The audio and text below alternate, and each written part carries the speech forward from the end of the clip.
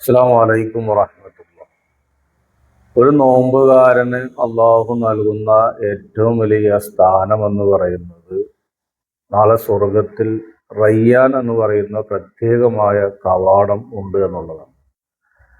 മറ്റുള്ള ആരാധനകൾക്ക് അങ്ങനെ കവാടമുള്ളതായി പറയപ്പെടുന്നില്ല. നിസ്കാരമാണെങ്കിലും ഹജ്ജാണെങ്കിലും സക്കാത്താണെങ്കിലും പ്രത്യേകമായ കവാടങ്ങൾ ഇല്ല എന്നുള്ളതാണ്.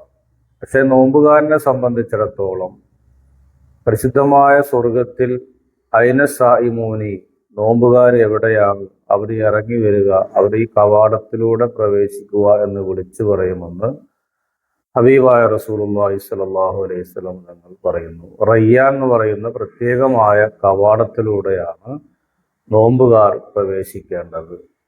അള്ളാഹു ആ നിലക്ക് ആ കവാടങ്ങളിലൂടെ പ്രവേശിക്കാനുള്ള തൗഫീഖ് നൽകട്ടെ.